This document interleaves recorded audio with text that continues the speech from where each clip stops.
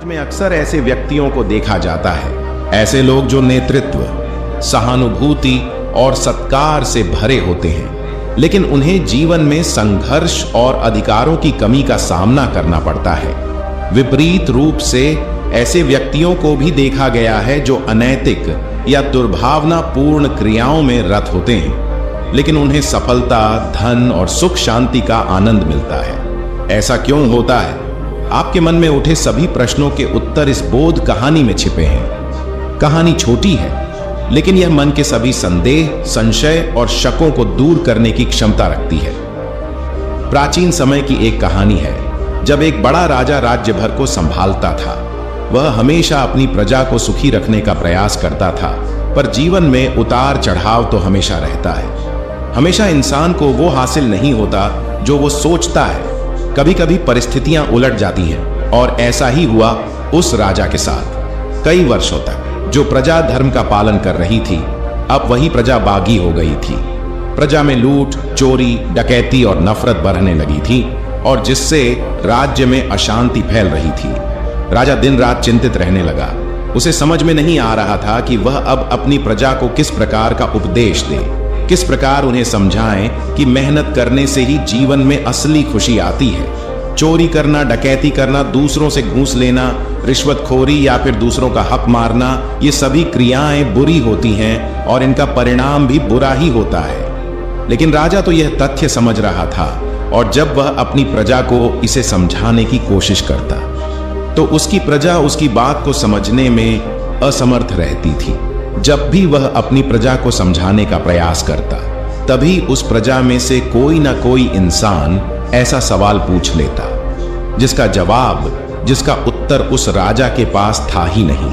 अंत में बहुत विचार विमर्श करने के बाद भी जब राजा इस प्रश्न का कोई निर्णय नहीं कर सका, तो उसने अपने दरबार में सभी विद्वानों और मंत्रिमंडल की एक सभा बुलाई, और इस प्रश्न को सभी के सामने रखकर उसने उम्मीद जताई और कहा कि अगर कोई विद्वान इस प्रश्न का उत्तर दे सकता है तो मैं अपनी प्रजा में खुशहाली पहले की तरह वापस ला सकता हूं। इसीलिए जो भी विद्वान या जो भी मंत्री इस प्रश्न का सही जवाब देगा, मैं उसे 2000 सोने की मुद्राएं अपनी तरफ से भेंट करूंगा।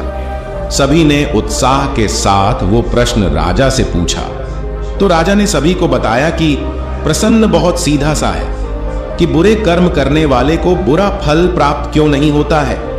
मेरी प्रजा मुझसे यही जानना चाहती है कि अगर डकैती, चोरी, घूसखोरी या फिर दूसरों का हक मारना बुरा कर्म है, तो ऐसे लोग अच्छा जीवन क्यों जीते हैं, और जो लोग कोई भी बुरा कर्म नहीं करते, वो जीवन में इतनी परेशानी क्यों झेलते हैं। राजा ने सभी से विनती की कि मैं एक ऐसा उत्तर चाहता हूं जिससे मैं अपनी प्रजा के बीच पहले जैसी शांति और सुरक्षा की स्थापना कर सकूं, उन्हें सही धर्म का मार्गदर्शन करा सकूं, और यह सिद्ध करा सकूं कि बुरे क्रियाओं का परिणाम हमेशा हानिकारक होता है। लेकिन अभी मेरे पास इसके समर्थन के लिए कोई तर्क नहीं है जिससे मैं उन्हें साबित कर सकूं, और इस कारण से मेरी प्रजा के अधिकांश युवा मेहनत के बजाय चोरी, डकैती या इसी प्रकार की अनैतिक क्रियाओं में रत हैं।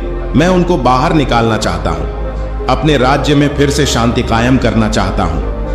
कोई भी विद्वान जो अपने तर्क से मुझे संतुष्ट कर देगा, उसका बहुत आभारी रहूंगा। उसके इस उत्तर के लिए मैं और मेरे राज्य की सारी प्रजा हमेशा जीवन पर्यंत उसके कृतज्ञ रहेंगे। इसका उत्तर देते हुए एक मंत्री ने सभा में खड़े होकर सबको संबोधित करते हुए कहा कि राजन, हो सकता है कि कर्म का फल अभी प्राप्त ना हो, लेकिन आने वाले समय में उस कर्म का फल अवश्य मिलता है। हो सकता है उसने जवानी में बुरे कर्म किए हों, लेकिन बुढ़ापे में उसको उसका फल भोगना पड़ेगा। यह विधि का विधान है। इस पर राजा ने उत्तर दिया कि मंत्री जी, मैंने अपने जीवन में बहुत से लोगों को देखा है जो जीवन पर्यंत बुरे कर्म करते रहते हैं, जवानी में भी, बुढ़ापे में भी, लेकिन उसके बावजूद वो सुख, संपन्नता, वैभव और भोग विलास को भोग कर ही मरते हैं। जो कथन आप कह रहे हैं, मैंने अपनी आंखों के सामने वो गलत साबित होते हुए देखा है। बहुत बार ऐसा देखा गया है।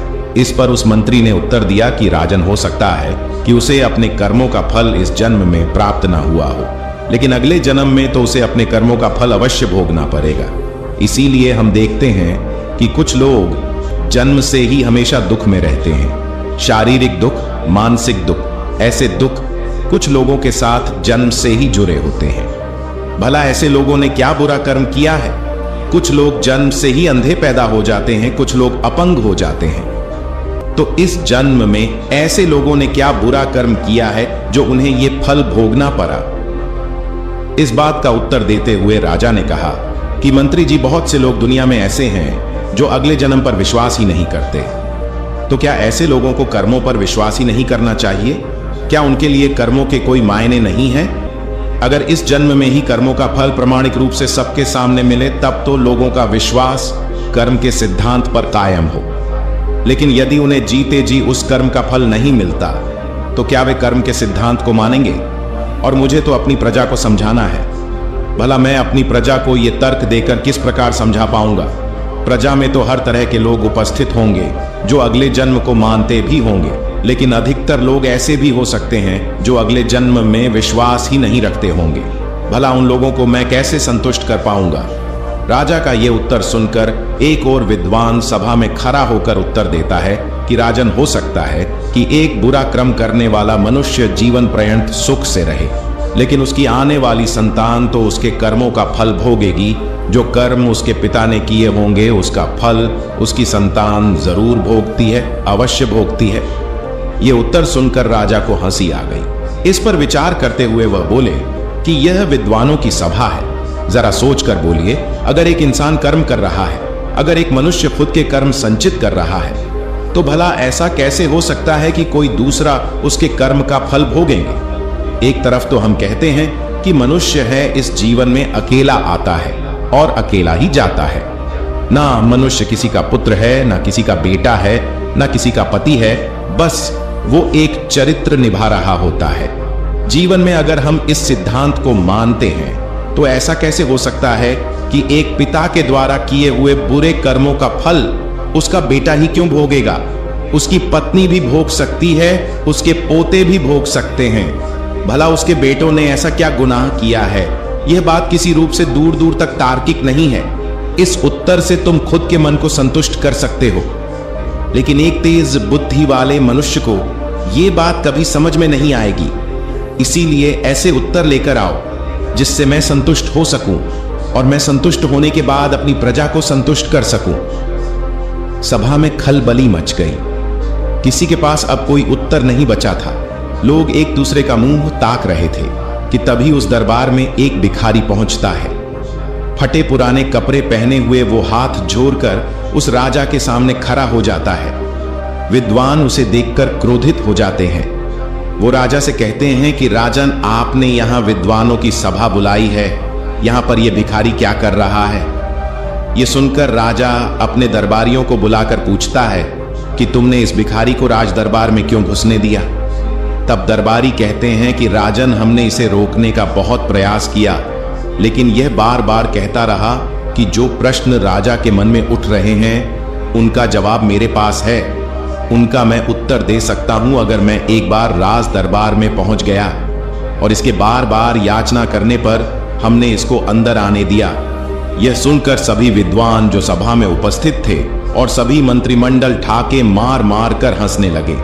उन्होंने कहा कि जिस प्रश्न का जवाब इतने बड़े बड़े विद्वान नहीं दे पा रहे, उसका जवाब भला एक भिखारी कैसे देगा?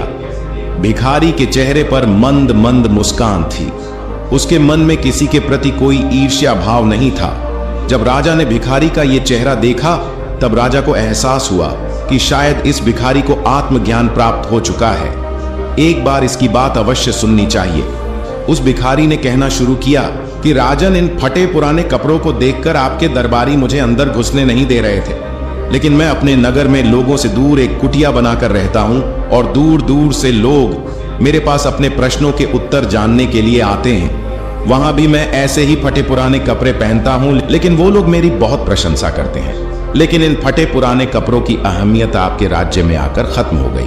भला ऐसा क्यों है कि मेरे नगर में लोग मेरी इज्जत करते हैं और यहाँ पर लोग मुझे भिखारी समझते हैं? इंसान तो मैं वही हूँ, कर्म भी मैंने वही किए हैं, तो मेरे कर्मों का फल एक स्थान से दूसरे स्थान पर आने से बदल क्यों गया? क्या स्थान बदलने से कर्मों का फल भी बदल जाता है? बड़ा ही अद्भुत सवाल था। सभी विद्वान अवाक रह गए क्योंकि किसी के पास कोई उत्तर नहीं था। राजा ने सभी विद्वानों की तरफ देखा, लेकिन सबके चेहरे मुरझाए हुए थे।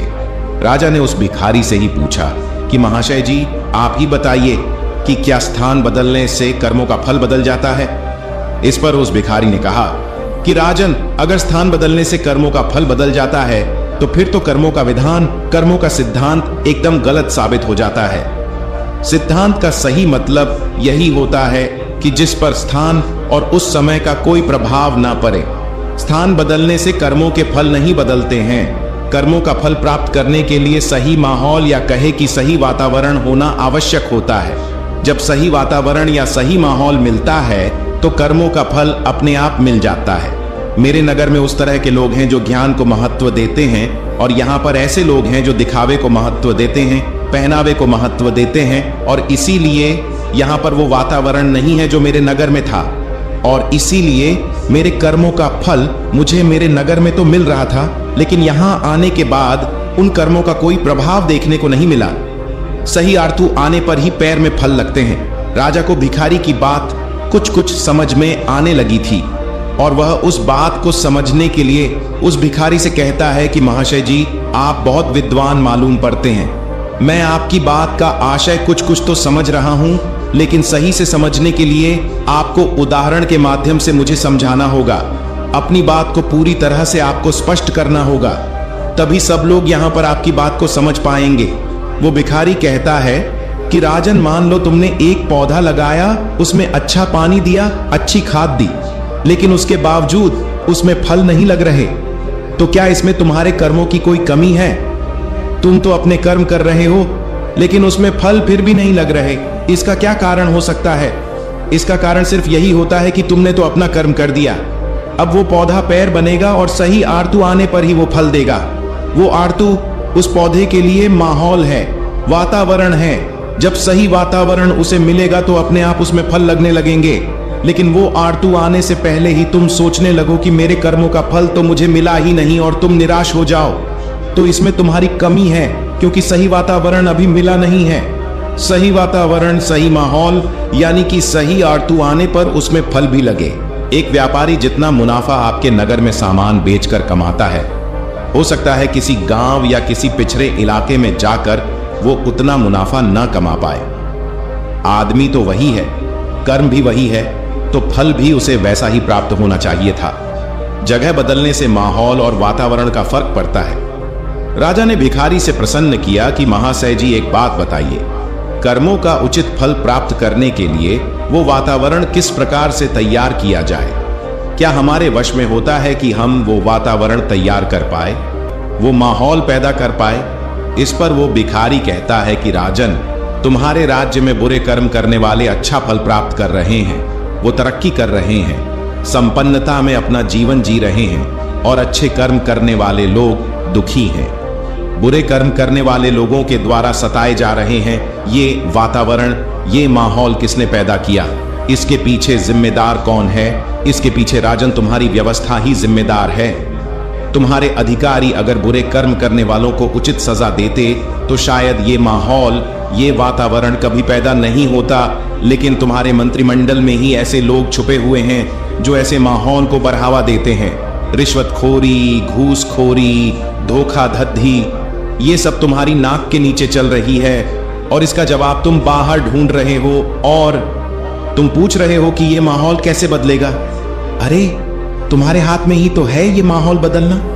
अपने मंत्रिमंडल में ऐसे लोगों को सम्मिलित करो जो ईमानदारी से कार्य करते हैं और जो अच्छे कर्मों की महत्वपूर्णता को समझते हैं। यदि तुम इस माहौल को नहीं बदलोगे तो प्रकृति खुद बदल देगी, क्योंकि जब अधर्म अत्यधिक होता है तो धर्म को फिर से स्थापित किया जाता है। जब नदी में जल स्तर बहुत अधिक होता है तो नदी का पानी छिलकने लगता है, नदी में बाढ़ आती है, और तब नदी अपना एक नया मार्ग बनाती है जिसमें वह आने वाले युगों तक बहती रहती है।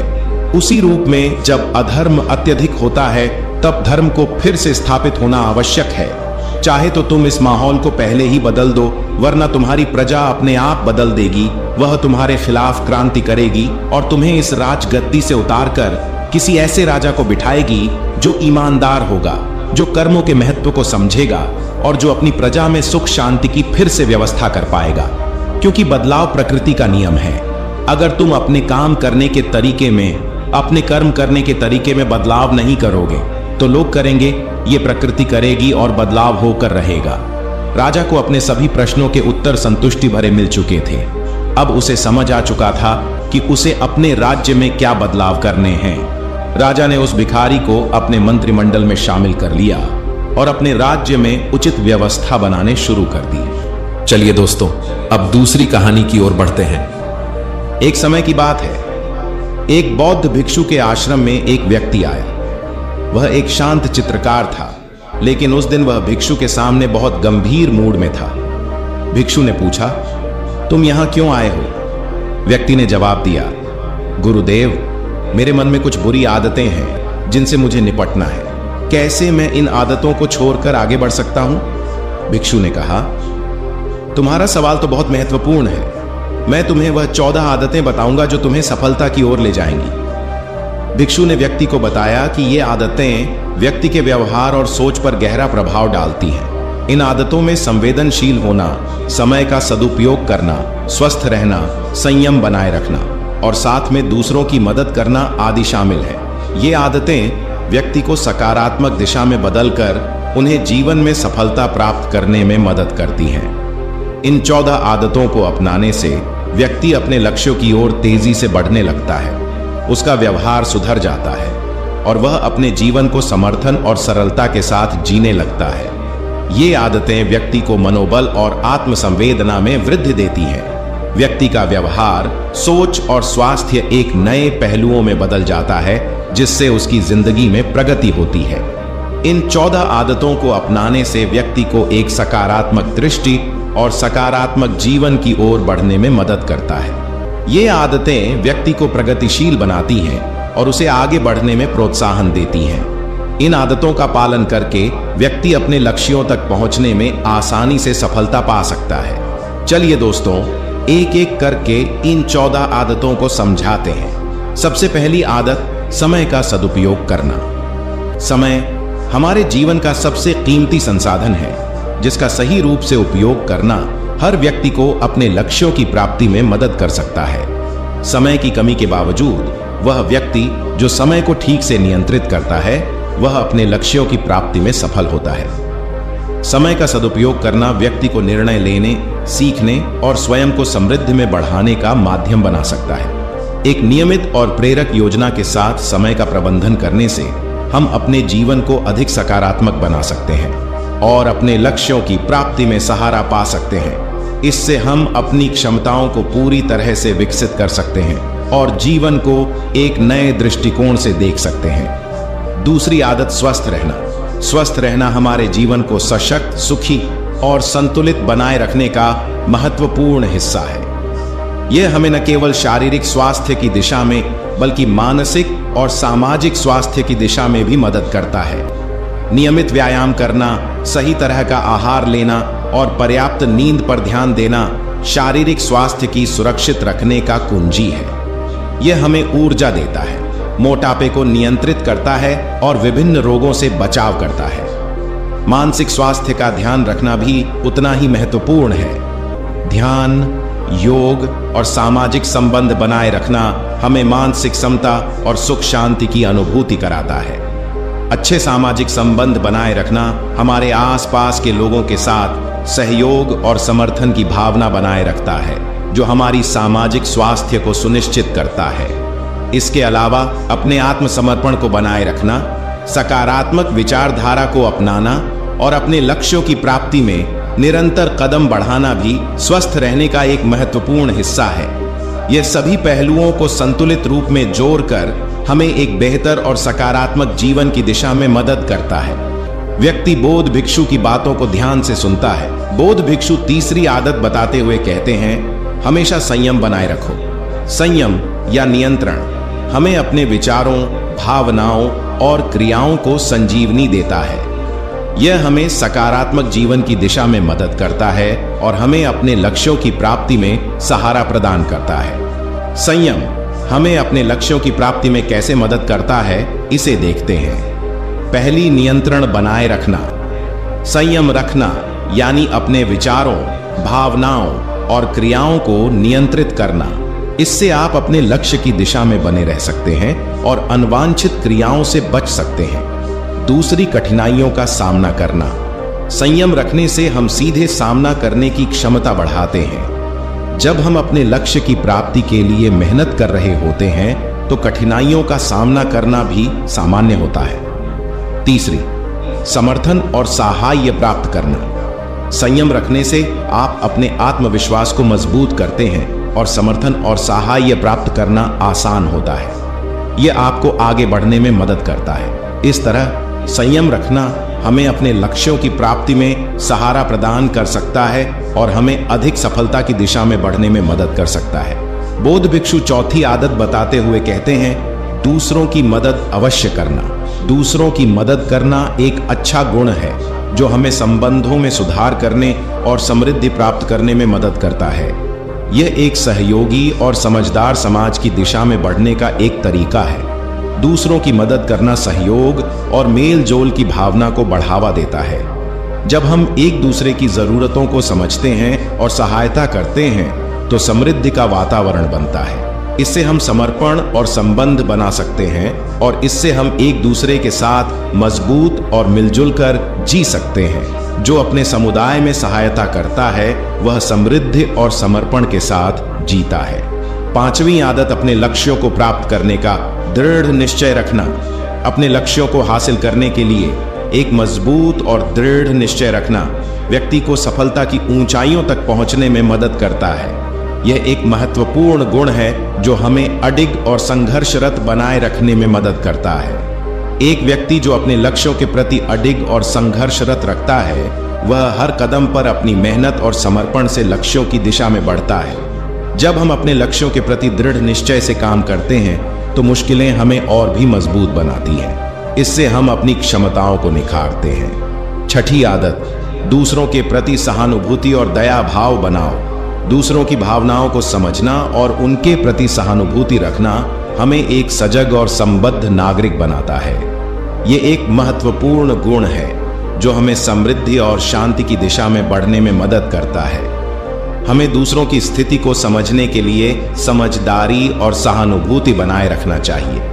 इससे हम उनकी भावनाओं को समझ सकते हैं और उनके साथ सहानुभूति रख सकते हैं। हमें दूसरों के प्रति उदार और दयालु रहना चाहिए।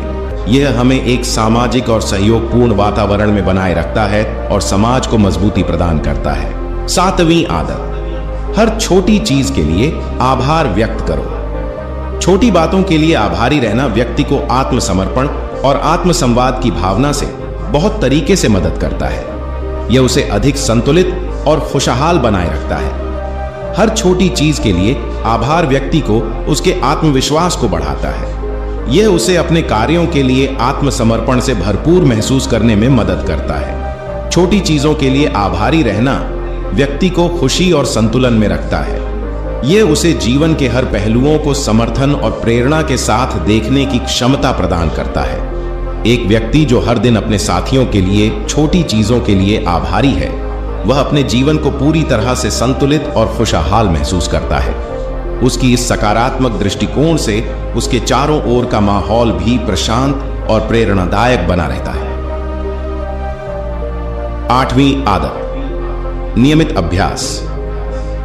अपने आप को नियमित रूप से सुधारने का प्रयास करना व्यक्ति को अपनी क्षमताओं में सुधार करने में मदद कर सकता है। व्यक्ति को अपनी क्षमताओं में सुधार के लिए नियमित रूप से सीखना और अभ्यास करना चाहिए।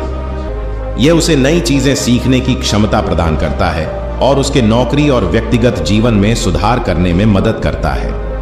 एक व्यक्ति जो नियमित रूप से नए कौशल सीखने का प्रयास करता है वह अपनी करियर में आगे बढ़ने में सक्षम होता है।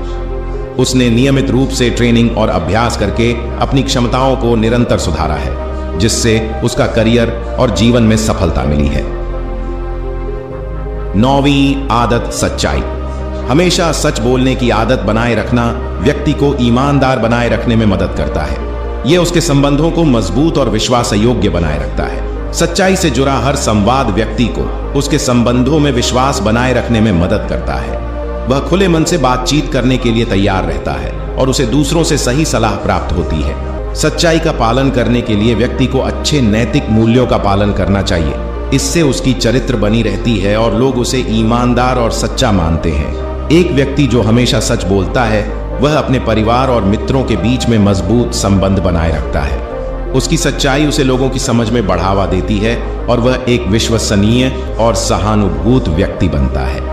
10वीं आदत संवेदना, दूसरों की भावनाओं को समझना और उनके साथ सहज भाव से व्यवहार करना व्यक्ति को एक समर्पित और सामाजिकता में सहयोगी बनाए रखता है। संवेदना का मतलब है दूसरों की भावनाओं का समझना और उनके साथ उदारता और सहानुभूति बनाए रखना। व्यक्ति को चाहिए कि वह दूसरों की परिस्थितियों को समझे और उनके साथ मिलजुल कर बच्चों की तरह खेले।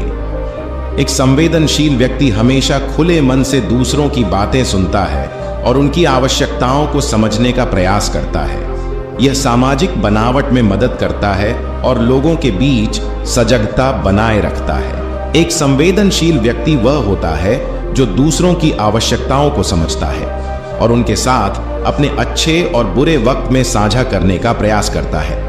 वह लोगों के साथ संबंध बनाए रखने के लिए सहयोगी बनता है और एक सामूहिक दृष्टिकोण से दुनिया को देखता है। 11वीं आदत सहयोग, दूसरों की मदद करना और सहायता में योगदान देना व्यक्ति को उसके साथियों के साथ संबंध बनाए रखने में मदद करता है। सहयोग का मूल आधार आत्मसमर्पण है।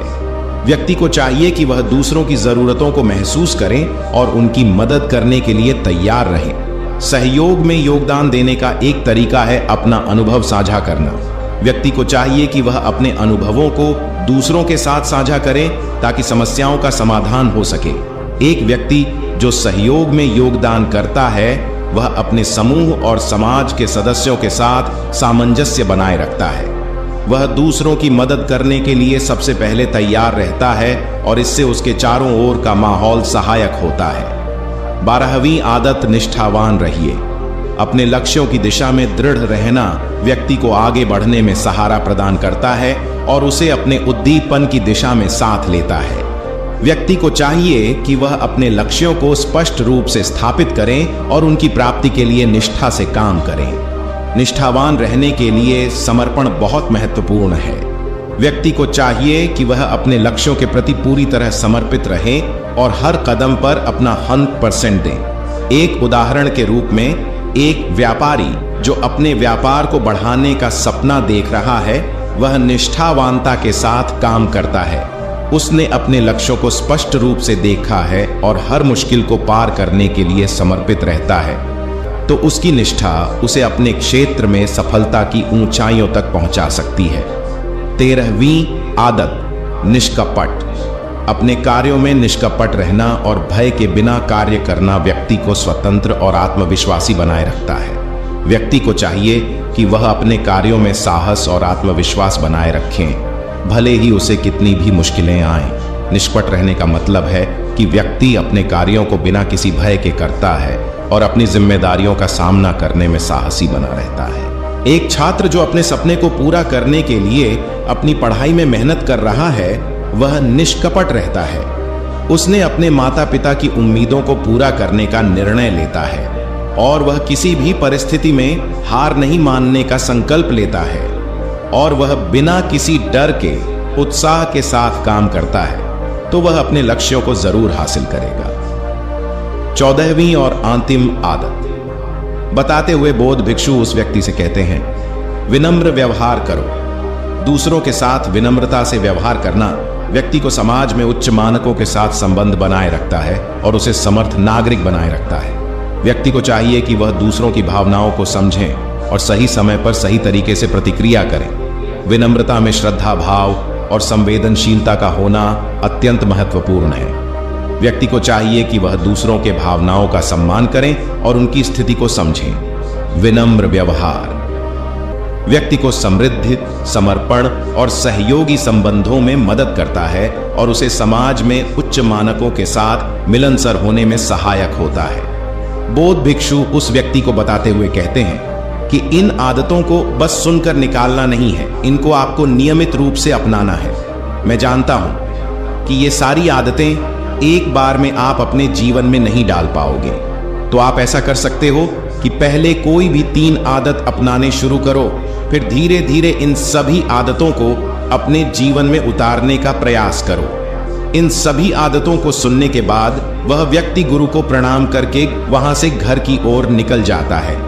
आशा करता हूं दोस्तों कि आपने इस बोध कहानी के माध्यम से कुछ नया सीखा होगा।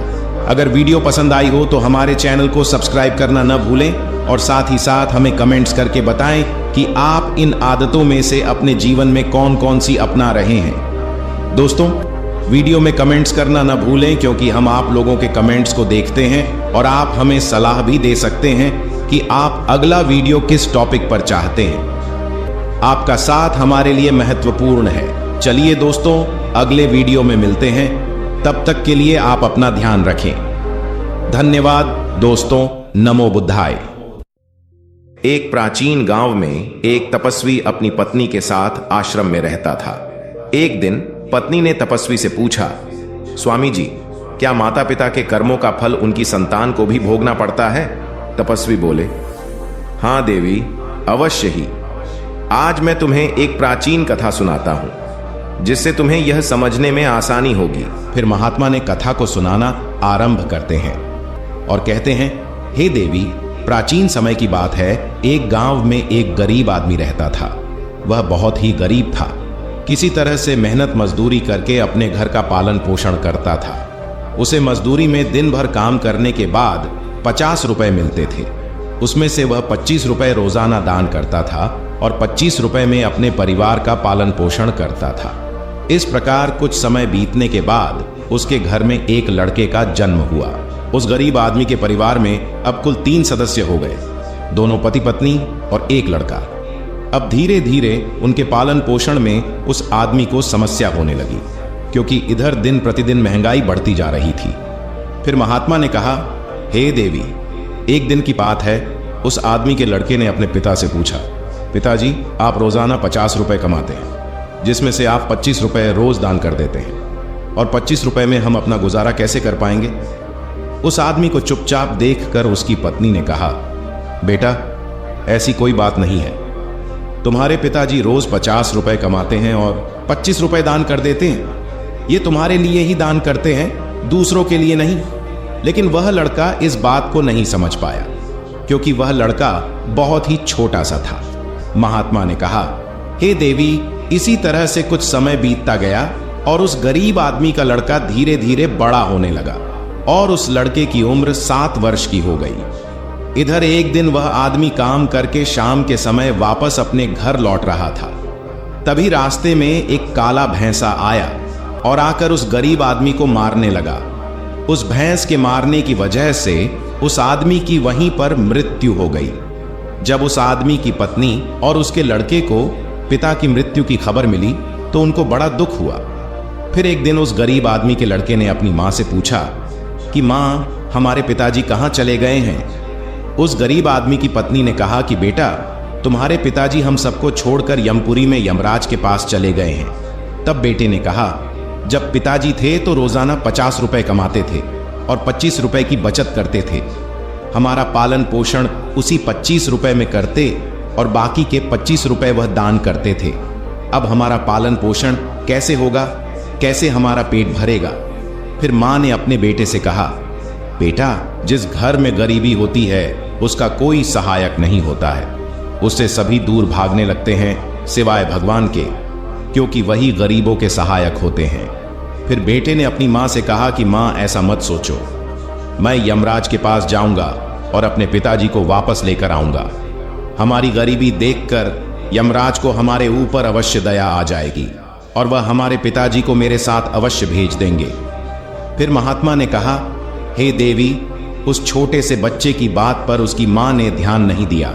फिर एक दिन की बात है, उस गरीब आदमी की पत्नी अपने लड़के को घर पर अकेला छोड़कर गांव में काम करने के लिए चली गई और उधर जो उसका लड़का था उसने मन में सोचा कि मैं यमराज के पास जाता हूं और अपने पिताजी को लेकर आता हूं। ऐसा सोचकर वह लड़का अपने पिताजी को लाने के लिए अपने घर से चल देता है। उस लड़के को चलते चलते काफी समय बीत गया। फिर उसे थकान का अनुभव हुआ और वह एक बहुत ही विशाल आम के पेड़ को देखकर उसकी छाया में जाकर के बैठ गया। तभी उस आम के पेड़ ने मनुष्य की आवाज में कहा कि बेटा, तुम कौन हो और कहां जा रहे हो? मेरी छाया में आज तक तुम्हारे जैसा कोमल बालक नहीं आया है। फिर उस लड़के ने कहा कि मैं एक गरीब आदमी का बेटा हूं और अपने पिताजी को लाने के लिए यमराज के पास जा रहा हूं। उस आम के पेड़ ने जब उसकी यह बात सुनी तो उसने कहा कि बेटा, तू मेरे लिए भी यमराज से एक प्रश्न पूछ कर आना कि मैं कई वर्षों से यहां पर लगा हुआ हूं, लेकिन मेरा एक भी पत्ता जमीन पर नीचे नहीं गिरता है और ना ही मेरी डालियां सूखती हैं। मैं कितने वर्षों तक और यहां पर खड़ा रहूंगा? मैंने अपने पूर्व जन्म में ऐसा कौन सा पाप किया था जिस कारण से मुझे इस योनि से मुक्ति नहीं मिल पा रही है? इसका कौन सा कारण है? तब उस लड़के ने कहा कि ठीक है, मैं यमराज से तुम्हारा यह प्रश्न जरूर पूछकर आऊंगा। महात्मा ने कहा, हे देवी। इतना कहकर वह लड़का वहां से आगे जाता है और चलते चलते रास्ते में उसे एक इच्छाधारी सर्प मिला। उस सर्प को देखकर वह लड़का डर के मारे कांपने लगा और वहां से भागने ही वाला था। तभी वह सर्प मनुष्य की आवाज में बोलने लगा, बेटा, तुम मुझसे डरो मत। मुझे इतना बताओ कि तुम कौन हो और कहां जा रहे हो? वह लड़का उस सर्प के पास गया और हाथ जोड़कर कहने लगा, हे नागराज, मैं गरीब आदमी का बेटा हूं और मैं यमराज के पास अपने पिताजी को लाने के लिए जा रहा हूं। उस सर्प ने कहा कि बेटा, तुम यमराज से मेरा एक प्रश्न पूछ कर आना। मैं कई वर्षों से यहां पर पड़ा हुआ हूं, मेरे से अब चला भी नहीं जाता। मेरे शरीर में इतनी भी जान नहीं है कि मैं थोड़ा सा भी चल फिर सकूं। मैंने अपने पूर्व जन्म में ऐसा कौन सा पाप किया था जिस कारण से मुझे इस योनि से मुक्ति नहीं मिल पा रही है? इसका कौन सा कारण है? तब उस लड़के ने कहा कि ठीक है, मैं यमराज से तुम्हारा यह प्रश्न पूछकर जरूर आऊंगा। महात्मा ने कहा, हे देवी। इतना कहकर वह लड़का आगे चलने लगा। फिर चलते चलते रास्ते में उसे एक किसान मिला। किसान ने कहा कि बेटा, तुम कौन हो? कहां जा रहे हो? देखने में तो तुम बड़े ही सुकुमार और कोमल लग रहे हो। फिर उस लड़के ने कहा कि मैं एक गरीब आदमी का बेटा हूं और मैं यमराज के पास अपने पिताजी को लाने के लिए जा रहा हूं। फिर उस किसान ने कहा कि तुम यमराज से मेरा एक प्रश्न पूछ कर आना। मैं चलते हुए राहगीरों की प्यास बुझाने के लिए कई सालों से यहां पर एक बावड़ी खुदवा रहा हूं, लेकिन इसमें पानी अभी तक नहीं निकला है। मैंने अपने पूर्व जन्म में ऐसा कौन सा पाप किया था जिस कारण से इस बावड़ी में अभी तक पानी नहीं निकला है?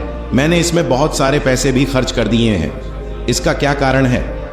उस लड़के ने कहा, ठीक है, मैं यमराज से तुम्हारा यह प्रश्न जरूर पूछकर आऊंगा। महात्मा ने कहा, हे देवी। इतना कहकर वह लड़का वहां से आगे की ओर चलने लगा। चलते चलते रास्ते में उसे एक बहुत बड़ा तालाब मिला। फिर वह लड़का तालाब के किनारे पर गया और पानी पीने लगा। तभी उस तालाब से तैरती हुई एक बतख आई और कहने लगी, बेटा, तुम कौन हो और कहां जा रहे हो? तब उस लड़के ने कहा कि मैं गरीब आदमी का बेटा हूं और मैं यमराज के पास मेरे पिताजी को लाने के लिए जा रहा हूं। महात्मा ने कहा, हे देवी।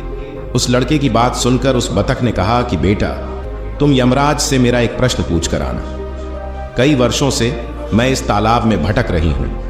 मेरी 7 पीढ़ियां गुजर गई हैं, परंतु मैं अभी तक इसी तालाब में रह रही हूं। मैंने अपने पूर्व जन्म में ऐसा कौन सा पाप किया था जिसके कारण मुझे इस योनि से मुक्ति नहीं मिल पा रही है?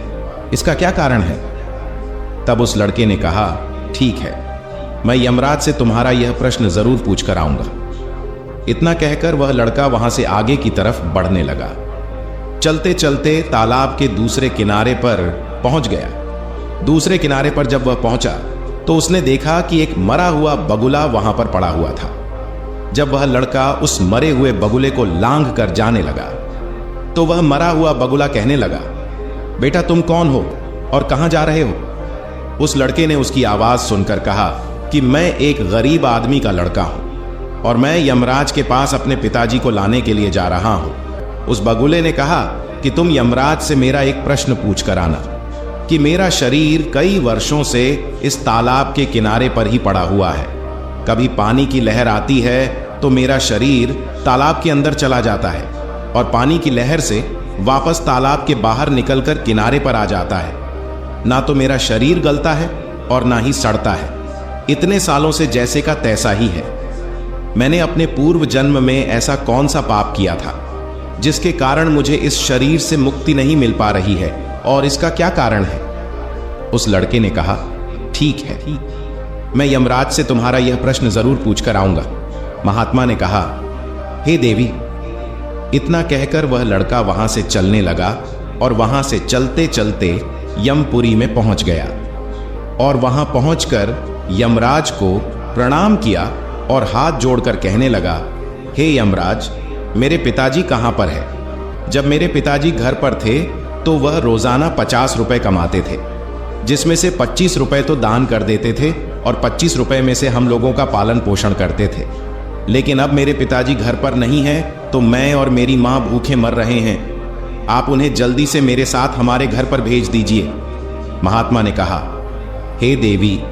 फिर यमराज ने उस लड़के की बात सुनकर कहा, ठीक है, मैं तुम्हारे पिताजी को घर पर भेज दूंगा, पहले तुम यहां पर बैठो। यमराज ने उस लड़के को अपने पास में बिठाया और उसको भोजन कराया। भोजन कराने के बाद पूछा कि तुम्हें और क्या चाहिए।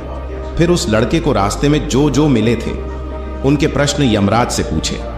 यमराज ने उन सभी के प्रश्नों का उत्तर दिया और कहा कि बेटा, तुम जाते समय उन सबको उनके उत्तर बताते जाओ। फिर यमराज ने कहा कि बेटा, तुम अपने घर पर जाओ, तुम्हारी मां तुम्हारा इंतजार कर रही है, तुम्हारे पिताजी तुम्हारे घर पर पहुंच जाएंगे।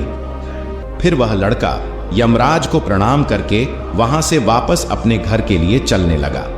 चलते चलते रास्ते में सबसे पहले उसे वहीं मरा हुआ बगुला मिला जो तालाब के किनारे पर पड़ा हुआ था। उस लड़के को देखकर वह मरा हुआ बगुला कहने लगा, बेटा, क्या तुमने यमराज से मेरा प्रश्न पूछा था? तब उस लड़के ने कहा, हां, मैंने यमराज से तुम्हारा प्रश्न पूछा था। यमराज ने कहा कि तुम पहले बहुत बड़े विद्वान थे, परंतु तुमने किसी को भी अपना ज्ञान नहीं बताया। अब मर गए हो, वह ज्ञान तुम्हारे अंदर ही अंदर खौल रहा है। जब तक तुम अपना ज्ञान किसी को नहीं बताओगे तब तक तुम्हारी आत्मा को शांति नहीं मिलेगी। महात्मा ने कहा, हे देवी। फिर उस मरे हुए बगुले ने कहा कि बेटा, अब ऐसी हालत में मेरे पास ज्ञान लेने के लिए कौन आएगा? तुम मेरा ज्ञान ले लो। फिर उसने उस लड़के को जितना भी उसके पास ज्ञान था वह सारा ज्ञान उस लड़के को दे दिया, और ज्ञान देने के बाद तुरंत ही उसकी आत्मा को मोक्ष की प्राप्ति हो गई। फिर वह लड़का आगे चल पड़ा। चलते चलते उसे वहीं बतख मिली। बतख ने कहा कि बेटा, क्या तुमने यमराज से मेरा प्रश्न पूछा था? उस लड़के ने कहा कि हाँ, यमराज से मैंने तुम्हारा प्रश्न पूछा था। उन्होंने कहा कि तुम्हारे अंदर अमृत है, जब तक तुम इस अमृत को किसी को नहीं दोगी तब तक तुम ऐसे ही व्याकुल रहोगी। बतख ने कहा कि बेटा, अब कौन मिलेगा मुझे, तुम ही मेरा अमृत ले लो। फिर बतख ने अपना अमृत उस लड़के को दे दिया, और अमृत देते ही उस बतख की आत्मा को मोक्ष की प्राप्ति हो गई। इसी तरह से वह लड़का वहां से आगे बढ़ने लगा। फिर चलते चलते रास्ते में उसे वही किसान मिला जो राहगीरों के लिए बावड़ी खुदवा रहा था। उस किसान ने जैसे ही उस लड़के को देखा तो बड़े प्रेम से हाथ जोड़ करके कहने लगा कि बेटा, क्या तुमने यमराज से मेरा प्रश्न पूछा था? उस लड़के ने कहा, हां, पूछा था। यमराज ने कहा कि आपके घर में एक जवान कन्या कुंवारी बैठी हुई है। जब तक आप उस लड़की का विवाह नहीं करोगे और कन्यादान नहीं करोगे तब तक इस बावड़ी में पानी नहीं निकलेगा। पहले जो तुम्हारा कर्म है उसे पूरा करो। जो ईश्वर ने तुमको दायित्व सौंपा है उस पर ध्यान दो। पहले आप कन्यादान करो, उसके बाद इस बावड़ी को खुदवाओ। फिर उस किसान ने कहा कि मैं अपनी लड़की के लिए लड़का कहां ढूंढने के लिए जाऊंगा? तुम मुझे बहुत ही सीधे साधे स्वभाव के दिख रहे हो और सुंदर भी हो और देखने में बहुत ही अच्छे लग रहे हो, इसलिए बेटा तुम ही मेरी लड़की से विवाह कर लो। महात्मा ने कहा, हे देवी। फिर उस किसान ने अपनी लड़की का विवाह उस लड़के के साथ कर दिया। फिर किसान ने अपनी लड़की को बहुत सारा धन देकर विदा कर दिया। फिर वह लड़का आगे चला। चलते चलते रास्ते में उसको वहीं इच्छाधारी सर्प मिला। उस सर्प ने कहा कि बेटा, क्या तुमने यमराज से मेरा प्रश्न पूछा था? तब उस लड़के ने कहा कि हाँ, पूछा था। यमराज ने कहा कि तुम्हारे पास जो नागमणि है, तुम उस नागमणि को धरती पर नहीं उगलते हो और न कभी किसी को दान दिया है। जब तक तुम इस नागमणि का दान नहीं करोगे तब तक तुम्हारा शरीर ऐसे ही बना रहेगा। फिर उस सर्प ने कहा कि बेटा, मैं यह नागमणि अब किसको दूं? इस नागमणि को तुम ही ले लो। फिर उस सर्प ने अपनी नागमणि को उस लड़के को दे दिया। नागमणि को देते ही उस सर्प की आत्मा को मोक्ष की प्राप्ति हो गई। इस तरह से वह लड़का अपनी पत्नी को लेकर फिर आगे चलने लगा। फिर चलते चलते रास्ते में उसे वही आम का विशाल पेड़ मिला जिसकी छाया में उसने विश्राम किया था। उसने पूछा कि बेटा, क्या तुमने यमराज से मेरा प्रश्न पूछा था? उसने कहा, हां, पूछा था। यमराज ने कहा कि पूर्व जन्म में तुम्हारा काम स्कूल में बच्चों को शिक्षा देना था। तुम्हारा पद एक गुरु का था, परंतु तुमने अपने पद का सही इस्तेमाल नहीं किया। तुम शिक्षा देने के बदले में छोटे छोटे बच्चों से अपना काम करवाते थे और उन्हें अच्छी तरह से शिक्षा नहीं देते थे। तुम पूर्व जन्म में बहुत बड़े विद्वान थे, परंतु तुमने उन बच्चों को शिक्षा नहीं दी। उन्हीं बच्चों के श्राप के कारण तुम हिल डुल नहीं सकते। तुम्हारे अंदर जो ज्ञान भरा हुआ है उसे किसी को दे दो, इसके बाद में तुम्हें मोक्ष की प्राप्ति होगी। महात्मा ने कहा, हे देवी, उस लड़के की बात सुनकर उस आम के पेड़ ने कहा कि मैं यह ज्ञान किसे दूंगा, तुम ही ले लो। फिर उस आम के पेड़ ने उस लड़के को अपना जितना भी उसके पास ज्ञान था सब दे दिया। जैसे ही उस आम के पेड़ ने उस लड़के को अपना ज्ञान दिया तो उसकी भी आत्मा को शांति मिल गई और वह उस पेड़ की योनि से मुक्त हो गया। वह लड़का अपनी पत्नी के साथ चलते चलते अपने घर पहुंच गया। जब वह लड़का अपने घर पर पहुंचा तो उस लड़के की मां उसको देखकर बड़ी खुश हुई और कहने लगी कि बेटा, तुम कहां पर चले गए थे और यह लड़की तुम्हारे साथ में कौन है? फिर उस लड़के ने जो भी उसके साथ घटनाएं घटी थी वह सब कुछ अपनी मां को बता दिया। दोस्तों, कर्मों का कोई लेखा जोखा नहीं होता, ना ही कोई किताब होती है। फिर भी यह सच है कि ये कर्म ही पूरे जगत का हिसाब रखते हैं। कहा जाता है कि हमारे बीते कर्मों का फल आज हमें मिलता है और आज जो कर्म हम करते हैं उनका फल हमें भविष्य में मिलेगा। लेकिन क्या ऐसा हो सकता है कि आज किए गए कर्मों का फल भी आज ही मिल जाए, ताकि दुनिया से भ्रष्टाचार और बुरे कर्मों का नामो निशान मिट जाए? कुछ कर्मों का फल तुरंत मिलता है, जैसे दान पुण्य का फल हमें तुरंत खुशी और संतोष के रूप में मिल जाता है। वहीं कुछ कर्मों का फल कालांतर में मिलता है, जैसे शिक्षा का फल हमें भविष्य में बेहतर नौकरी और जीवन स्तर के रूप में प्राप्त होता है। एक शहर में दो व्यक्ति रहते थे। एक व्यक्ति व्यापारी था जो धर्म को अपने जीवन में बहुत महत्व देता था। वह रोजाना पूजा पाठ करता और मंदिर जाता था। वह दान पुण्य में भी विश्वास रखता था और हमेशा लोगों की मदद करता था। वहीं दूसरा व्यक्ति बिल्कुल उलट था। वह भी रोज मंदिर जाता था, लेकिन पूजा के लिए नहीं, बल्कि मंदिर के बाहर से जूते चप्पल चुराने के लिए। उसे दान पुण्य और ईश्वर पर कोई विश्वास नहीं था। वह चोरी करके अपना गुजारा करता था। समय बीतता गया। एक दिन भारी बारिश हो रही थी और मंदिर में केवल पुजारी मौजूद थे। जब दूसरे व्यक्ति को यह पता चला तो उसने सोचा कि यह मंदिर का धन चुराने का सुनहरा मौका है। यह सोचकर वह मंदिर के अंदर घुस गया। पुजारी सो रहे थे। उसने चुपके से मंदिर का सारा धन चुरा लिया और भाग गया। उसी समय धर्म कर्म में आस्था रखने वाला व्यक्ति भी मंदिर पहुंचा। दुर्भाग्यवश पुजारी ने उसे ही चोर समझ लिया और शोर मचाने लगे। वहां भीड़ इकट्ठा हो गई और उसे बहुत मारा। किसी तरह वह वहां से बचकर निकला, लेकिन दुर्भाग्य ने उसका पीछा नहीं छोड़ा। मंदिर के बाहर वह एक गाड़ी से टकरा गया और घायल हो गया। कुछ समय बाद जब व्यापारी को होश आया तो वह लंगड़ा हो चुका था। वह घर की ओर बढ़ने लगा। थोड़ी दूर चलने के बाद उसे रास्ते में एक आदमी मिला। वह वही आदमी था जिसने मंदिर से धन चुराया था। उसने कहा, आज मेरी किस्मत बदल गई है, मुझे इतना सारा धन एक साथ मिला है। यह सुनकर व्यापारी को बहुत बुरा लगा। घर पहुंचकर उसने अपने घर से भगवान की सभी तस्वीरें हटा दी और चोरी का रास्ता अपना लिया। अब वह पूरा जीवन चोर बनकर जीता रहा। दूसरी ओर वह भला आदमी अपने जीवन में निरंतर समस्याओं का सामना करता रहा। कुछ सालों बाद दोनों की मृत्यु हो गई। जब वे यमराज की सभा में पहुंचे तो भले आदमी ने चोर को देखा और गुस्से से भर गया। उसने यमराज से कहा, मैं हमेशा अच्छे कर्म करता था, दान पुण्य में विश्वास रखता था और सच्चाई के रास्ते पर चलता था। फिर भी मेरे जीवन में केवल दुख और अपमान ही मिला। इस आदमी को इतना धन कैसे मिल गया? यमराज ने उत्तर दिया, पुत्र, तुम गलत फहमी में हो। जिस दिन तुम्हारा एक्सीडेंट हुआ था वह तुम्हारे जीवन का आखिरी दिन था, लेकिन तुम्हारे अच्छे कर्मों के कारण तुम्हारी मौत सिर्फ एक छोटी चोट में बदल गई। जहां तक इस व्यक्ति का सवाल है, इसके भाग्य में राजयोग था, लेकिन इसके बुरे कर्मों के कारण वह सिर्फ एक छोटी सी धन की पोटली में बदल गया। यमराज ने फिर उस भले व्यक्ति से कहा, पुत्र, क्या अब तुम्हें अपने सवाल का जवाब मिल गया? ईश्वर हमारे कर्मों को कभी अनदेखा नहीं करते। ईश्वर का न्याय हमें समझ में नहीं आता, लेकिन अगर हम अच्छे कर्म करते रहें तो उनकी कृपा हमेशा हम पर बनी रहती है। हम अपने कर्मों का फल जरूर पाते हैं, चाहे वह देर से ही क्यों न मिले। अच्छे या बुरे, हमारे कर्मों का फल हमारे साथ रहता है और हमें उसे भुगतना ही पड़ता है। बिना कर्म के शांति नहीं मिलती। दोस्तों, ये एक और कहानी है जिससे आप जान पाएंगे कि कर्म क्या होता है। एक बार की बात है, एक राजा अपने मंत्री के साथ देश की यात्रा पर निकला। यात्रा करते करते वे एक बाजार में पहुंचे। वहां राजा की नजर एक दुकानदार पर पड़ी।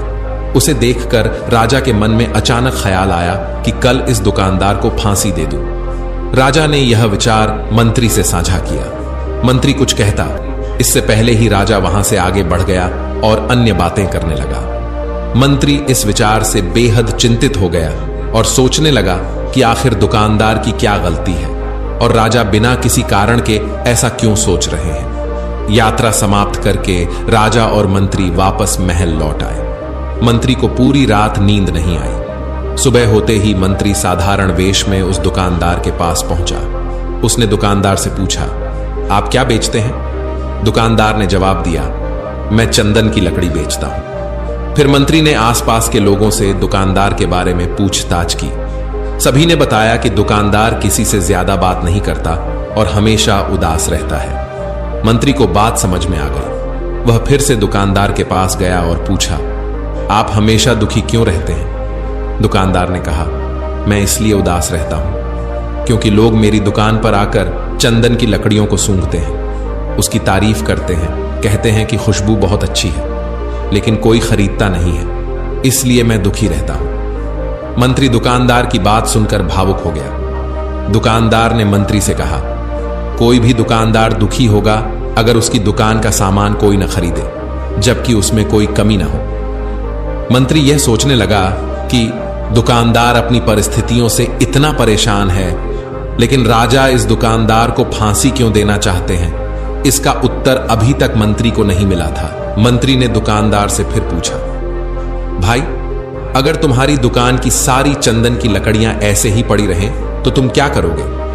दुकानदार ने गुस्से में कहा, हां, मुझे पता है कि मेरी चंदन की लकड़ियां ऐसे ही पड़ी रहेंगी और कोई नहीं खरीदेगा, इसलिए मैं चाहता हूं कि हमारे नगर का राजा जल्दी मर जाए। अगर वह मर जाता तो मैं उसके अंतिम संस्कार के लिए अपनी चंदन की लकड़ियां देता, जिससे मुझे कुछ पैसे मिल जाते और बाकी लोग भी मेरी लकड़ियों के बारे में जान जाते। मंत्री दुकानदार की बात सुनकर सब कुछ समझ गया और उसके मन में एक योजना आई। मंत्री ने दुकानदार से कुछ चंदन की लकड़ियां खरीद ली। इस खरीदारी से दुकानदार को कुछ पैसे मिले और वह थोड़ा खुश हो गया। मंत्री चंदन की लकड़ियां लेकर राज दरबार लौट आया। राज दरबार पहुंचकर मंत्री ने चंदन की लकड़ियां राजा के सामने रख दी और कहा, हे राजन, यह चंदन की लकड़ियां उसी दुकानदार ने भेंट की हैं जिसे आप फांसी देने का विचार कर रहे थे। राजा ने उन चंदन की लकड़ियों को सूंघा और बहुत खुश हुए। उन्होंने कहा, यह चंदन की लकड़ियां बहुत खुशबूदार हैं। दुकानदार की इस अनूठी भेंट से राजा बहुत प्रसन्न हुए और मंत्री को कुछ स्वर्ण मुद्राएं दी। राजा ने कहा, जाओ और उस दुकानदार को यह स्वर्ण मुद्राएं इनाम में दो और कहो कि आज से जब भी चंदन की लकड़ी की जरूरत पड़ेगी, हम तुम्हारी ही दुकान से लेंगे। मंत्री मुस्कुरा उठे, यह सोचते हुए कि अब राजा के मन में उस दुकानदार को फांसी देने का विचार कभी नहीं आएगा। चंदन की लकड़ियों का इंतजाम करने की जिम्मेदारी अब हमेशा के लिए उसी दुकानदार के पास थी। स्वर्ण मुद्राएं लेकर मंत्री वापस दुकानदार की ओर चल पड़े। उधर राजा सोचने लगे कि वह दुकानदार कितना अच्छा इंसान है। जब वह फांसी की बात सोच रहे थे, शायद दुकानदार के मन में यह विचार चल रहा था कि राजन पहली बार उनकी दुकान पर आए हैं, तो क्यों ना उन्हें अपनी सुगंधित लकड़ियां भेंट करूं। और आज उसने भेंट भी दी। बेवजह ही वे फांसी देने की सोच रहे थे। मंत्री दुकानदार के पास पहुंचे और राजा द्वारा दी गई स्वर्ण मुद्राएं देते हुए कहा, जिन चंदन की लकड़ियों को मैंने कल खरीदा था, उन्हें राजा ने बहुत पसंद किया और इनाम में तुम्हें ये मुद्राएं दी हैं। दुकानदार खुशी से झूम उठा। मंत्री ने यह भी बताया कि राज दरबार में अब जब भी चंदन की जरूरत होगी, सारी लकड़ियां उसी की दुकान से ली जाएंगी।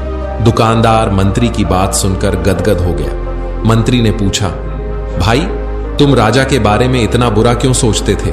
देखो, राजा तुम्हारी कितनी चिंता करते हैं, वे कितने अच्छे हैं, अपनी प्रजा के बारे में कभी गलत नहीं सोचते।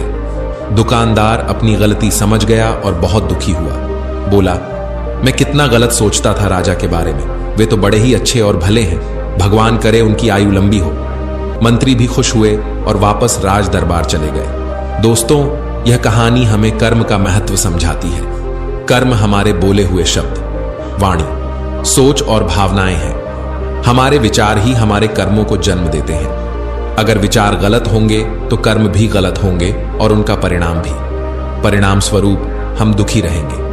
लेकिन अगर विचार सही होंगे तो हम सही कर्म करेंगे और सुखी रहेंगे। यह कहानी हमें सिखाती है कि हमें सदैव अच्छे विचार रखने चाहिए, ताकि हमारे कर्म भी अच्छे हों और जीवन खुशहाल हो। दोस्तों, इस वीडियो को देखने के लिए धन्यवाद। कृपया हमें कमेंट्स में बताएं कि आपको यह वीडियो कैसा लगा। अगले वीडियो में फिर मिलेंगे। तब तक अपना ख्याल रखें। नमो बुद्धाय।